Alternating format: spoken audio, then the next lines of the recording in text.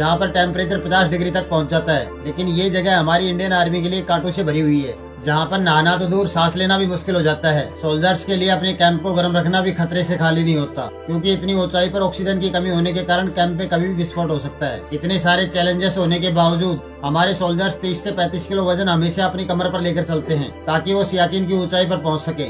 इतनी सारी प्रॉब्लम होने के बावजूद खाने के लिए जो मिलता है वो भी जमा हुआ, जैसे अंडा या फिर जमी हुई प्याज या फिर कुछ और, जिन्हें काटने के बजाय तोड़ना पड़ता है। ऐसे मारने से ये है मतलब का जैसा आप विकास की भी नहीं पता नहीं है। ये देखो ये हमने मारा। इतनी सारी मल्टीपल प्रॉब्लम होने के कारण जो सोल्जर सियाचिन में पोस्टेड होते हैं उनकी फिजिकल बॉडी की स्पीड स्लो होने लगती है। तेज धूप होने के कारण या ज्यादा बर्फ होने के कारण आंखों से ब्लाइंडनेस होने लगती है, और यही बर्फानी तूफानों का तेज होना हो या फिर बर्फीली एयर का तेज होना हो, ये सब उनकी प्रॉब्लम को और कई गुना ज्यादा बढ़ा देते हैं, जिसके कारण फ्रंट लाइन पोजीशन पर हमारे ऑन ड्यूटी सोल्जर्स को एक भयंकर आइस फॉल का सामना करना पड़ता है, और आइसी सरफेसेस पर दरारों का खतरा हमेशा बना रहता है। आइए दोस्तों समझते हैं आज की इस वीडियो में सियाचिन में पोस्टेड हमारे सोल्जर्स कैसे करते हैं इन तूफानों का सामना।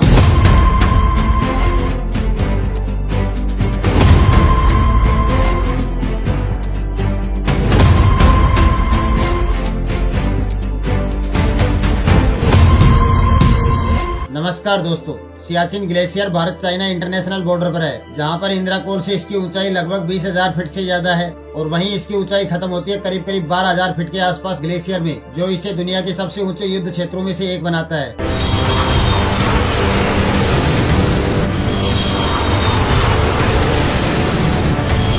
और यही नहीं, और सुनो, बानाटोप जो भारत की सबसे ऊंची और लास्ट चेक पोस्ट है, जिसकी ऊंचाई लगभग 20,000 फीट से भी ज्यादा है, जहां पर पहुंचने के लिए हर एक सोल्जर को 80 किलोमीटर और 20 दिन की चढ़ाई करनी पड़ती है। पहलवान पोस्ट जो लगभग 20,000 फीट की ऊंचाई पर है, जिसे कुमार पोस्ट या कुमार बेस भी कहा जाता है, जिसका नाम कर्नल नरेंद्र बुल के नाम पर रखा गया है, जिन्होंने इस डिफिकल्ट एरिया में विजय प्राप्त की थी। साल 1984 से पूरा सियाचिन का एरिया भारत के कंट्रोल में है और भारतीय सेना यहाँ तैनात रहती है, लेकिन समय समय पर पाकिस्तान भी इस पर अपना दावा करता है, और इसके वेस्ट में लोकेटेड साल्टोरो रीजन के कुछ हिस्सों पर पाकिस्तान अपना कंट्रोल करता है। सियाचिन ग्लेशियर जो मरीन लेवल से लगभग 18,000 फीट ऊंचाई पर है, जहां पर चारों तरफ से बर्फ से घिरा हुआ है, और यही चीज भारत के लिए इसको सबसे बेशकीमती बनाती है। यहाँ पर पोस्टेड सोल्जर्स का जीवन वास्तव में बहुत मुश्किलों से भरा हुआ है, जिसका अंदाजा लगाना भी शायद हमारे लिए बहुत मुश्किल होगा। सियाचिन ग्लेशियर पर रहना न केवल शारीरिक बल्कि मानसिक रूप से भी एक परीक्षा ही होती है। अपने परिवार, रिलेटिव और दोस्तों से दूर ये सोल्जर हर दिन हमारे देश की रक्षा के लिए अपनी जान को जोखिम में डालते हैं। वहाँ पर पोस्टिंग होने वाले हर एक सोल्जर को 5 हफ्तों की स्पेशल ट्रेनिंग दी जाती है, जिसमें माउंटेन क्लाइंबिंग, बर्फीले तूफान का सामना करना और डिफरेंट तरह की लाइफ सेविंग टेक्निक सिखाई जाती है। उनकी पोस्टिंग मात्र 3 महीने के लिए होती है, लेकिन इस दौरान उनको हर एक कदम बहुत सावधानी से रखना पड़ता है। सियाचिन ग्लेशियर में रहना एक वीरता की अनटोल्ड स्टोरी है, जहाँ पर हमारे सोल्जर्स को अपनी जान की परवाह किए बगैर देश की सिक्योरिटी में हमेशा अलर्ट रहना पड़ता है। सियाचिन ग्लेशियर जिसे गुलाब की घाटी होना चाहिए था, लेकिन इस जगह हमारी भारतीय सेना की जिंदगी कांटों से भरी हुई है, और यहाँ हमेशा माइनस टेम्परेचर रहता है, जहाँ पर नहाना तो दूर सांस लेना भी मुश्किल हो जाता है। और इतना ही नहीं, सियाचिन में अगर किसी सोल्जर ने सर्दी से बचने के लिए अपने कैंप को ओवर हीटेड किया तो ऑक्सीजन की कमी होने के कारण कैंप में विस्फोट हो सकता है। लेकिन उनकी प्रॉब्लम यही खत्म नहीं होती, क्योंकि एक ऐसी जगह जहाँ पर हम अपने पैर तक नहीं उठा सकते। इसके अलावा उन्हें हर कदम पर अपनी कमर पर 30 से 35 किलो वजन लेकर चलना पड़ता है, ताकि वो सियाचिन की ऊंचाई पर पहुँच सके। इतने सारे चैलेंजेस होने के बावजूद भी उन्हें खाने के लिए जो भी मिलता है वो भी जमा हुआ, जैसे अंडा हो या फिर जमी हुई प्याज या फिर कुछ और हो, जिन्हें काटना नहीं बल्कि तोड़ना पड़ता है। ऐसे मारने से ये है मतलब का जैसा आप विकास की भी नहीं पता नहीं है। ये देखो ये हमने मारा।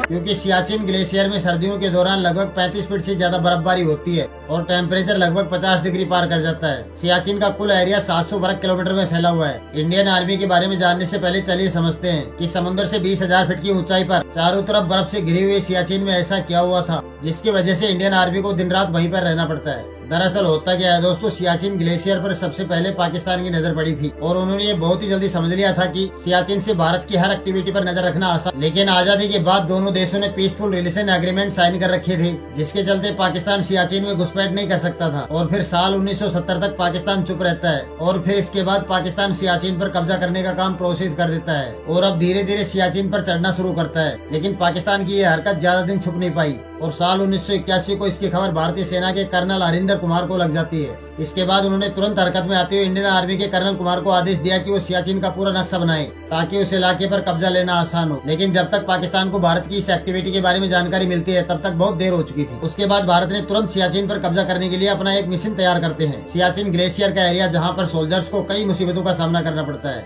Press information bureau government of India की एक रिपोर्ट्स के अनुसार सियाचिन ग्लेशियर में ऑन ड्यूटी सोल्जर्स के सामने आने वाली परेशानियों का कारण वहाँ के वशिष्ठ भूभाग और बिगड़े हुए मौसम की सिचुएशन है। खराब मौसम होने के कारण सियाचिन में तैनात सोल्जर्स के सामने कई बड़ी मुसीबतें पैदा करती है, जैसे कि सबसे पहले ठंड और ऑक्सीजन की कमी होने के कारण जवानों के शरीर की कार्य क्षमता घट जाती है, जिसके कारण उनको काम करने में बहुत परेशानी आती है।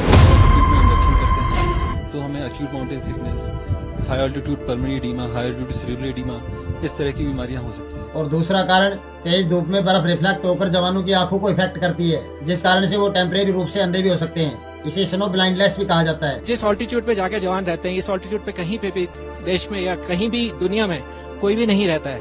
यदि आप माउंट एवरेस्ट को भी कंपेयर करें माउंटेनियरिंग के साथ, तो वहां जाके एक दिन में सबमिट करके आप उतर जाते हैं। पर यहाँ जवान दुश्मनों से भी लड़ता है, मौसम से भी लड़ता है, ऑल्टीट्यूड से भी लड़ता है और वहाँ पे तकरीबन 3 से 4 महीने रहता है। इसके अलावा बर्फानी तूफान और ठंडी हवाएं भी बड़ा खतरा पैदा करती हैं। बर्फानी तूफान इतने भयंकर होते हैं कि जवानों को डायरेक्शन के साथ साथ उनके हथियार और रहने के स्थान को भी नुकसान होता है। ठंडी हवाएं शरीर को ठंडा करके हाइपोथर्मिया जैसी गंभीर सिचुएशन का कारण बन जाती हैं, जिसके कारण फ्रंट लाइन पोस्टेड पर तैनात सोल्जर्स को स्नो स्लाइड और आइस कवर्ड सरफेसेस पर दरारों का खतरा बढ़ जाता है। उनको ऊंचाई और बर्फ से ढके इलाकों की सामान्य परेशानियों के अलावा बर्फ की दीवारों से भी निपटना पड़ता है। मैम, हमारा जो ट्रेनिंग है वो इस प्रकार का रहता है कि लड़के जनरली मॉरली वेरी हाई रहते हैं। हमारी ट्रेनिंग इस प्रकार की होती है, जनरली हमारा मोरल लो नहीं होता है किसी भी हालत में, किसी भी परिस्थिति में। और मोरल हाई तो हमारा एक दूसरे के साथ रहने से अपने आप हो जाता है। जब मैं अपने साथी को ट्रेनिंग करते हुए देखता हूं तो मेरा भी जज्बा उसको ट्रेनिंग करते हुए देखते हुए जागता है। 15 जुलाई साल 2019 को state minister for defence Shripad Naik ने पार्लियामेंट को बताया कि ऊंचाई पर तैनात जवानों को हमेशा हाई प्रायोरिटी दी जाती है। सियाचिन ग्लेशियर की चढ़ाई करने के लिए जरूरी आइटम का ऑर्डर लंदन की एक कंपनी को दे दिया जाता है, जो पहले से ही भारत के लिए ऐसे प्रोजेक्ट की सप्लाई कर रही थी। भारत ने हमेशा भाईचारे को इम्पोर्टेंस ज्यादा दी है और इसी भाईचारे की वजह से लंदन की उस कंपनी ने भारत को ये जानकारी दी थी कि पाकिस्तान सियाचिन पर कब्जा करने की योजना बना रहा है। और इसी इन्फॉर्मेशन के बेस पर भारतीय सेना ने साल 1984 में ऑपरेशन मेघदूत चलाया था और पाकिस्तान के एक हफ्ते पहले सियाचिन ग्लेशियर के टॉप पर पहुंचकर भारत का राष्ट्रीय ध्वज फहरा दिए थे।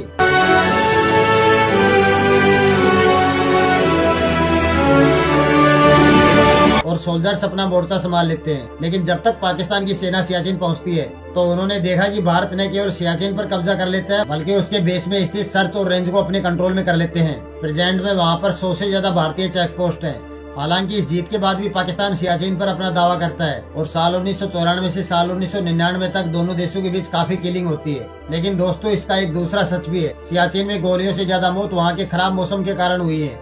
Minister of defence Manohar Parrikar ने पार्लियामेंट को बताया कि साल 2013 में 10, साल 2014 में 8 और साल 2015 में 9 सोल्जर शहीद हुए हैं। भारत सरकार ने बताया कि साल 2013 से अब तक सियाचिन ग्लेशियर में 41 सोल्जर्स की जान जा चुकी है। Minister of defence Manohar Parrikar ने बताया कि मार्च तक 14 सोल्जर शहीद हो चुके हैं। उन्होंने बताया कि ऊंचे इलाकों में तैनात सोल्जर्स को पहाड़ों, बेसिक और एडवांस लेवल की तैयारियां करवाई जाती है। हमारे union minister of defence Rao Inderjit ने साल 2015 में लोकसभा को बताया कि ऑपरेशन मेघदूत के बाद सियाचिन में खराब मौसम के चलते हमारे 869 सोल्जर्स शहीद हुए हैं। ग्लेशियर का इलाका है वो तो 15,000 और 22,000 तक है। कुछ 2-4 पोस्ट हैं जो 21-22 हजार पे हैं। तो इधर जाने के लिए कितना अपनी बॉडी को सहन करना पड़ता है। टेम्परेचर जो है -50 डिग्री पर आ जाते हैं, जिससे कहते हैं कोल्ड इंजरीज भी हो जाती हैं। अगर आपने दस्ताने नहीं पहने हैं और आप किसी मेटल की चीज को हाथ लगा देते हैं तो कोल्ड इंजरी हो जाती है, हाथ चिपक जाते हैं उसके साथ। हर रोज का खर्चा एक ब्रिगेड का वहाँ पे 2 से 5 करोड़ रुपए का है। सालाना 1200 से लेकर 1500 करोड़ का खर्चा इन ट्रूप्स को मेंटेन करने का होता है। मैं ये तो सिर्फ पैसे की बात कर रहा हूँ, कितने ही जवान वहाँ पे शहीद हो जाते हैं। जवानों की हुई मौत से आप इस बात का अंदाजा लगा सकते हो कि सियाचिन ग्लेशियर का टेम्परेचर सांसों को भी जमा सकता है। वहाँ के हालात कुछ ऐसे हैं कि चाय, अनाज, प्याज या फिर इंसान की सांसें सब कुछ जम जाता है और इसी वजह से हमारे जवानों को ताजा खाना बहुत ही कम नसीब होता है। फिर भी पेट है तो भरना भी जरूरी है, वो भी ऐसे मुश्किल हालात में, ताकि खाने से शरीर को अंदरूनी गर्माहट मिल सके। इसलिए भारतीय सेना को पर डे चॉकलेट, गुड़ और ज्यादा एनर्जी वाली आइटम ही दी जाती है खाने में। यहाँ पर सवाल अगर खाने का हो तो चाइना की खराब हालात में भारतीय सेना को ज्यादातर बंद पैकेट खाना दिया जाता है, जिसे बस गर्म पानी में डालकर पकाया जा सकता है, क्योंकि ऐसी चीजें माइनस टेम्परेचर में आसानी से पकाई और खाई जा सकती है। सियाचिन में पोस्टेड सोल्जर्स को और भी कई समस्याओं का सामना करना पड़ता है, जिस कारण से जवानों के शरीर की कार्य क्षमता कम हो जाती है। इन समस्याओं में तेज धूप की वजह से या फिर बर्फ की वजह से अंधापन होना हो, जो सोल्जर्स की आंखों को सबसे ज्यादा प्रॉब्लम करती है। बर्फानी तूफान और ठंडी हवाएं उनकी परेशानियों को और भी ज्यादा बढ़ा देती है, जिस कारण से उनका जीवन और भी ज्यादा कठिन हो जाता है। फॉरवर्ड पोजीशंस पर तैनात सोल्जर्स को एक बहुत बड़े स्नोफॉल्स का सामना भी करना पड़ता है, जो उनके जीवन के लिए एक बहुत बड़ा खतरा पैदा करती है। इसके साथ ही बर्फ की सतहों पर दरारों का खतरा हमेशा बना रहता है, जिस वजह से सोल्जर्स को हर वक्त अलर्ट पर रहना पड़ता है। इन सभी परेशानियों के बावजूद हमारे सोल्जर्स अपने कर्तव्य के प्रति हमेशा समर्पित रहते हैं। अब यहाँ पर आपका एक सवाल हो सकता है कि इन सब के लिए पानी की जरूरत भी होगी, तो जवाब है हाँ, बिल्कुल होती है। इसलिए हमारे सोल्जर्स बर्फ को पिघलाकर उसी का यूज करते हैं, फिर चाहे पानी पीना हो या कुछ पकाना हो। लेकिन अगर इसे वैज्ञानिक दृष्टिकोण से देखा जाए तो इंसान जितनी ज्यादा ऊंचाई पर रहता है, उसे अपने शरीर का एनर्जी लेवल मेंटेन करने के लिए उतनी ज्यादा कैलोरीज की जरूरत होती है। लेकिन बदकिस्मती से हमारे जवानों के लिए ऐसा करना हमेशा संभव नहीं होता। कई बार तो बेस कैंप से पकाया हुआ खाना बीच रास्ते में ही जम जाता है और जवानों तक पहुँचते पहुँचते उसका टेस्ट बिल्कुल खत्म हो जाता है। अब ये सवाल इंडियन आर्मी की ट्रेनिंग और उनकी लाइफ स्टाइल का है। अब तक आपको समझ में आ गया होगा कि सियाचिन ग्लेशियर में रहना कोई नॉर्मल बात नहीं है। यहाँ पर काम करने के लिए आपको फिजिकल फिटनेस और सेंटिमेंट दोनों में फिट रहना जरूरी है। इसलिए यहाँ पोस्टिंग होने से पहले सभी जवानों को लगभग 5 हफ्तों तक एक एडवांस लेवल की स्पेशल ट्रेनिंग करवाई जाती है। जो भी सैनिक सियाचिन ग्लेशियर में डिप्लॉयमेंट के लिए जाता है, उसका एक्लिमेटाइजेशन और ट्रेनिंग यहाँ पर किया जाता है।